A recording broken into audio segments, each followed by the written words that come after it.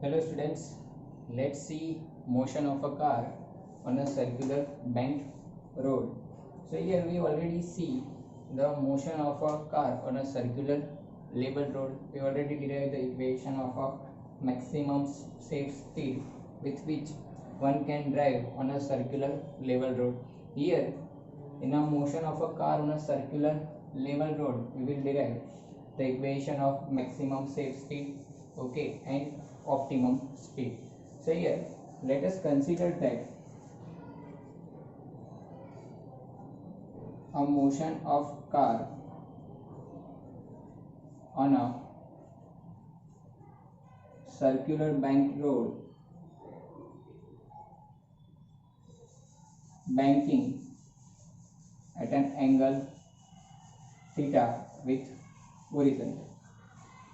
So here you can see the 3D diagram, 3-dimension representation of this motion of a car on a circular bank road as shown in this figure. Okay, so here let's calculate the forces acting on this car. So here we can say forces acting on cars are, number one, first force due to its weight downward direction में क्या लग रहा होगा, mg जितना force लग रहा होगा. So here we can say weight w is equal to mg. Second force कौन सा लग रहा होगा बच्चों, ठीक है, ये डाउनवर्ड डायरेक्शन में रिप्रेजेंट कर देते हैं, mg जितना फोर्स लग रहा होगा, ठीक है. अब कौन सा फोर्स लग रहा होगा, तो नॉर्मल रिएक्शन एंड दूसरा वाला normal reaction capital N.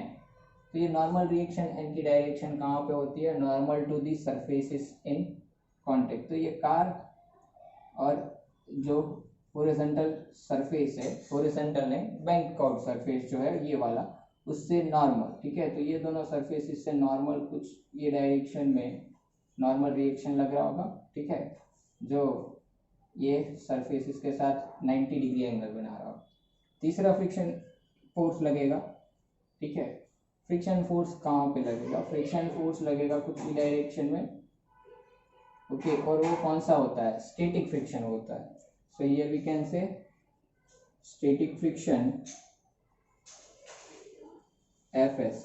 Why it is a static friction, car तो मूव कर रही है ना, ये सर्कुलर ट्रैक पे कार मूव कर रही है, एंड सर्कुलर ट्रैक जो है कैसा बैंक आउट रोड है, तो स्टैटिक फ्रिक्शन कैसे लगेगी. सो हमने जैसे ही motion of a car on a circular level road में हमने देखा था कि static friction opposes what, impending motion, a motion that drives the car away from a circular track. अगर ये सर्कुलर ट्रैक पे कार मूव हो रही है तो उसको, उसका जो मोशन इस डायरेक्शन में होने वाला है, which drives the car away from what, that circular track, उसको अपोज करने के लिए कौन सा फ्रिक्शन लग रहा होगा, स्टैटिक फ्रिक्शन लग रहा होगा ये डायरेक्शन में, that is what Fs. So here we have three forces. Now let's draw the free body diagram.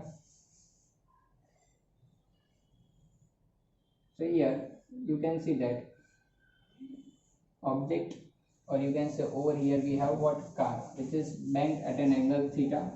Angle कुछ लेस है तो यहाँ पे कुछ ऐसे ड्रॉ कर देते हैं, ठीक है, ये हो गया आपका angle theta. Okay, now here you can see that in a downward direction we have the force mg. so downward direction में इसके ऊपर mg जितना फोर्स है, ठीक है, ये मैंने हॉरिजॉन्टल ड्रॉ कर दिया, ये यहाँ पे वर्टिकल, ठीक है. तो यहाँ पे देखो ये सरफेस से नॉर्मल कुछ ऐसे नॉर्मल फोर्स n लग रहा है, और तीसरा फोर्स जो है वो कौन सा था, स्टैटिक फ्रिक्शन Fs, वो कुछ ऐसे लग रहा था, ये था Fs, ये आपका n, ठीक है. चलो, तो ये तीन फोर्स लग रहे हैं, बस इसको कंपोनेंट निकालते हैं. तो कंपोनेंट कैसे निकालेंगे, देखो ये एंगल थीटा है तो ये भी थीटा रहेगा ऑब्वियसली, जैसे हमने आगे लेक्चर्स में डिस्कस किया है कि ये एंगल थीटा है तो ये भी आपका थीटा रहता है, ठीक है, ये भी आपका थीटा बनेगा और ये भी आपका क्या बनेगा, एंगल थीटा बनेगा. अब ये जो mg है वो ऐसे डाउनवर्ड डायरेक्शन में है, तो एम जी के कंपोनेंट निकलेंगे, देखो कैसे कंपोनेंट निकल रहे, ये एम जी है, ये थीटा है, तो ये वाला कंपोनेंट कौन सा होगा बच्चों, एम जी कॉस थीटा होगा। ठीक है, सेम ये आपका नॉर्मल फोर्स एन है। ठीक है, तो सामने ये वाला एन कॉस थीटा निकलता है। ठीक है, और इस तरफ का कंपोनेंट कौन सा निकलेगा, एन साइन थीटा। एन है जिसके साथ थीटा बना रहा है वो कॉस कंपोनेंट, दूसरा परपेंडिकुलर कंपोनेंट कौन सा होगा, साइन। तो इस तरफ वाला देखो एन साइन, सेम ये एफ एस है, ये देखो इसके साथ थीटा एंगल बना रहा है इसके साथ, तो ऑब्वियसली ये डायरेक्शन में उसका कंपोनेंट कौन सा होगा, एफ एस कॉस थीटा होगा। ठीक है, और यही एफ एस देखो इसके साथ थीटा बना है। ठीक है, जिसके साथ थीटा बना है वो कॉस कंपोनेंट, तो एफ एस का ये वाला एक और कंपोनेंट यहाँ पे ये डायरेक्शन में निकलेगा, वो कौन सा होगा, एफ एस साइन थीटा। ठीक है बच्चों, देखो कंपोनेंट मैंने हॉरिजॉन्टल और वर्टिकल में बनाया, तो ये वाले की मुझे ज़रूरत नहीं है in that case. Clear, now here we have a motion of a car on a circular bank road. So ये आप बोल सकते हो कि ये जो कार का मोशन होगा, ठीक है, वो सर्कुलर बैंक रोड पे है। सो necessary centripetal force over here is provided by what component of normal reaction as well as what component of friction force. In a motion of car on a circular level road, we already see that a necessary centripetal force is only provided by what, friction force, but here it is also provided by what, normal reaction. So here we can say contribution of this friction force in a necessary centripetal force gets reduced. So here we can say, here necessary centripetal force is provided by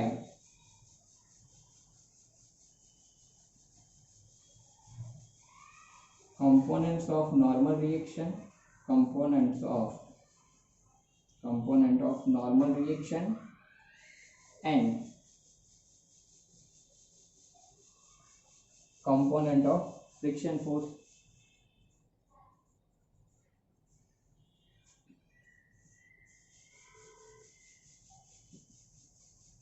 Okay, so we can say contribution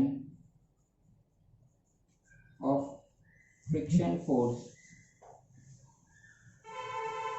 okay, in necessary centripetal force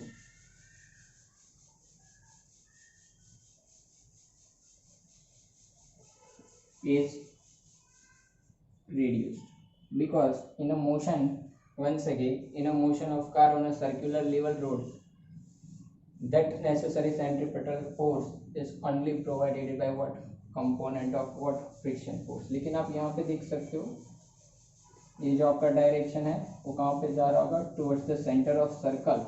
okay, centre of circle, और you can centre of circular path of a car.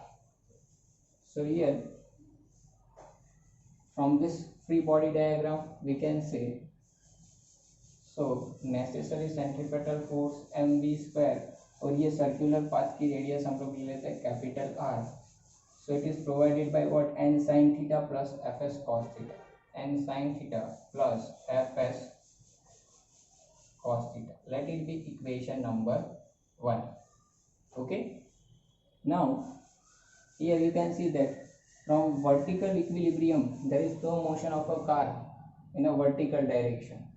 So we can say, as there is no motion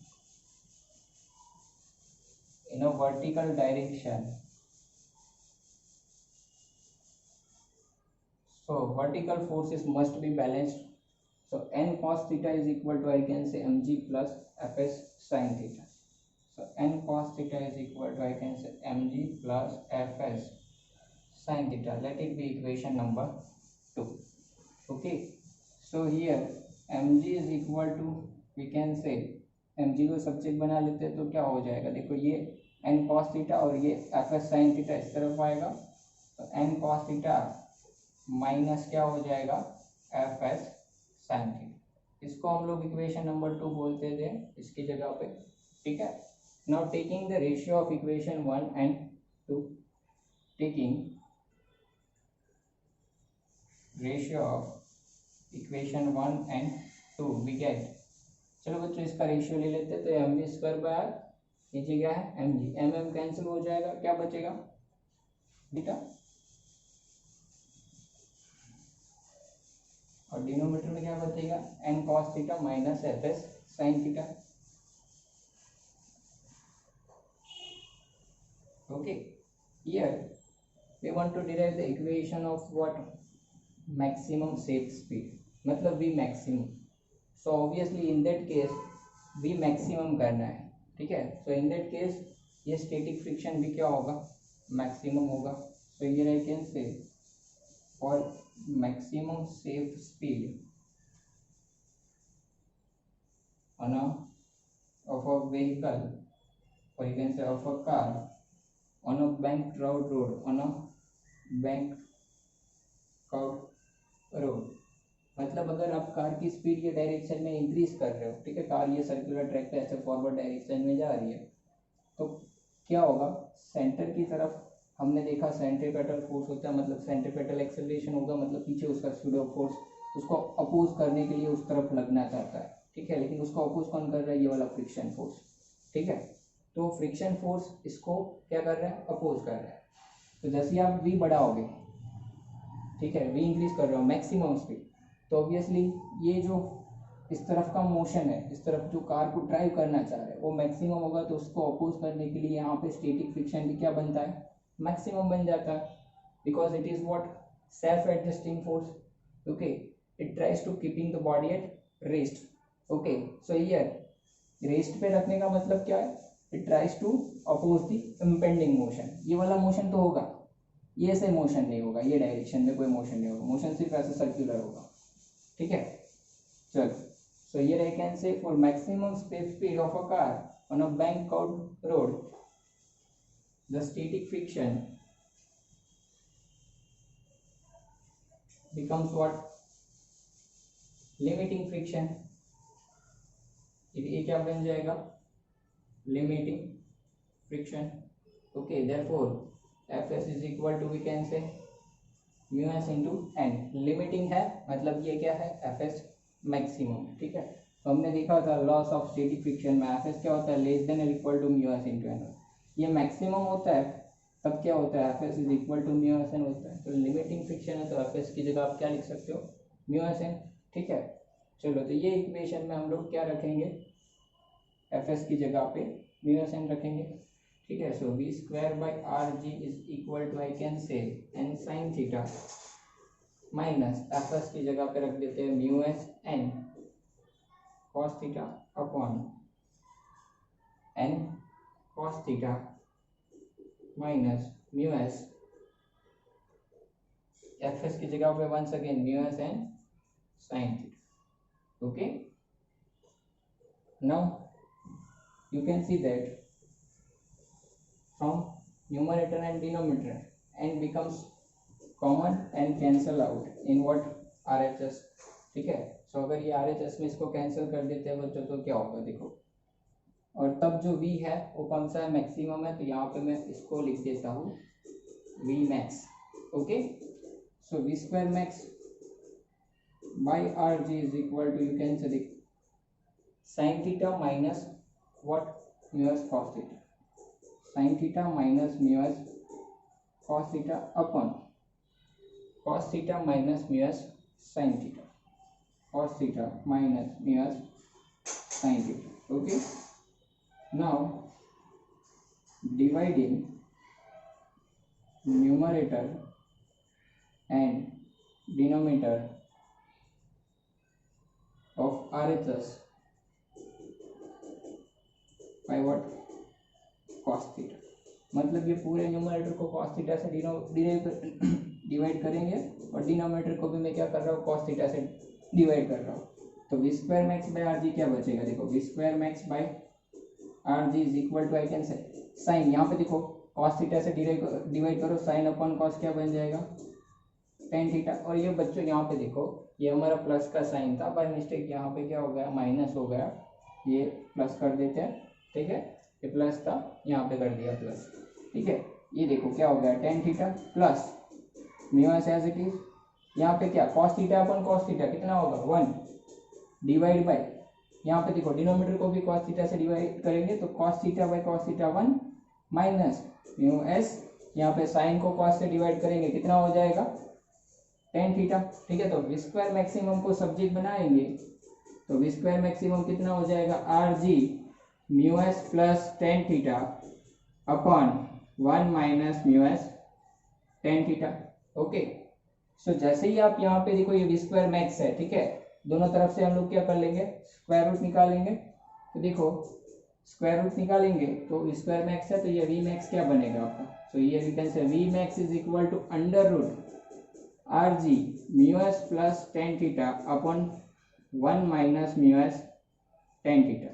Okay, so here it is the equation of what maximum safe speed of a motion of a car for the motion of a car on a circular bank road. Okay, now here we have two special cases. Let's see case number 1 over here. Case 1, if mu s is 0 then what happens? अगर ये equation में आप mu s 0 ले लेते हो देखो क्या होगा v मैक्सिमम, ठीक है, अंडर रूट क्या है आर जी mu S plus tan theta upon 1 minus mu S tan theta. देखो म्यू एस क्या हो गया 0, यहाँ पे सिर्फ न्यूमरेटर में क्या बचेगा tan थीटा, आगे मल्टीप्लिकेशन में क्या है आर जी, तो under root R g numerator में बचा tan theta upon 1 minus mu S, ये वाला 0 म्यू एस 0 पूरा टर्म 0, डिनोमिनेटर में सिर्फ क्या 1, ठीक है, तो सिर्फ क्या बचेगा अंडर रूट आर जी tan थीटा। म्यू एस 0 है मतलब क्या है स्टैटिक फ्रिक्शन 0 है, it opposes what impending motion. So ये अगर ये स्टैटिक फ्रिक्शन नहीं लग रहा है बच्चों, हमने देखा था स्टैटिक फ्रिक्शन क्या होता है सबसे ज़्यादा होता है as compare to kinetic friction and rolling friction. ठीक है, तो ऑब्वियसली ये जो कार और सरफेस के बीच में ये डायरेक्शन में ये फ्रिक्शन लग रहा है, तो इसकी वजह से कोई ऐसे मोशन तो हो नहीं रहा है, मतलब इसकी वजह से जो टायर है उसमें वियर एंड टियर क्या होता है ज़्यादा होता है। Wear and tear means what, tyre क्या होता है सरफेस के साथ घिसता है तो उसकी ग्रिप जो होती है वो क्या होती है कम हो जाती है, मतलब टायर की जो लाइफ होती है वो क्या हो जाती है कम हो जाती है। ठीक है, सो ये we can say if mu S is equal to 0 मतलब ये वाला कोएफिशिएंट ऑफ स्टैटिक फ्रिक्शन कम होगा, मतलब 0 है ऑलमोस्ट कम मतलब 0। ठीक है, तो 0 है तो टायर में वियर एंड टियर क्या होता है लेस होता है, और टायर की जो लाइफ होती है वो क्या होती है इंक्रीज हो जाती है। So this speed is called what optimum speed, इसीलिए इसको क्या से डिनोट करते हैं v o stands for optimum. Then v o is equal to R ji tan theta। At this speed we can say wear and tear of tire is less, मतलब इतनी speed से अगर आप व्हीकल चलाओगे तो wear and tear क्या होते हैं लेस होते हैं, और अगर वियर और टीयर लेस है मतलब टायर की जो लाइफ होती है वो क्या हो जाती है बच्चों इंक्रीज हो जाती है। ठीक है, अब आगे बढ़ते हैं next second case.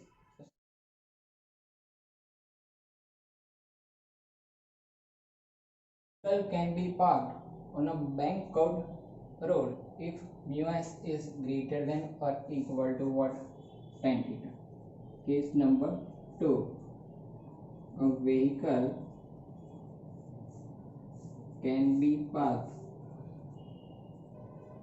on a bank curved road if mu s is greater than or equal to what tan theta. Okay, we know that it is a inclined path. Okay, मतलब अगर यहाँ पे कार को मुझे stationery रखना है, ये कोई सर्कुलर मोशन ऐसे नहीं कर रही है बैंक रोड पे, तो ऑब्वियसली यहाँ पे कोई फ्रिक्शन नहीं होगा, सिर्फ ये डाउनवर्ड एम जी होगा, ये नॉर्मल रिएक्शन एन होगा। ठीक है, लेकिन यहाँ पे ये एम जी का इस तरफ की डायरेक्शन का कंपोनेंट होगा, वो कौन सा होगा एम जी साइन थीटा। ठीक है, तो थीटा अगर ज़्यादा होगा तो obviously M g sine theta ज़्यादा होगा, थीटा जितना ही ज़्यादा होगा उतना ही क्या होगा, ये कार को अगर आप यहाँ पे पार्क करोगे थीटा ज़्यादा है ऐसे, तो ये कार क्या होगी यहाँ से स्लिप हो जाएगा, अगर ऐसे रखिए तो कार ऐसे स्लिप हो जाएगी। ठीक है, नीचे की तरफ why due to what M g sine theta. तो अगर उसको पार्क करना है तो उसके लिए पीछे की डायरेक्शन में क्या होना चाहिए, कोई ऐसा अपोजिंग फोर्स होना चाहिए जो इसको क्या करे अपोज करे, इसको क्या करे, अपोज करे।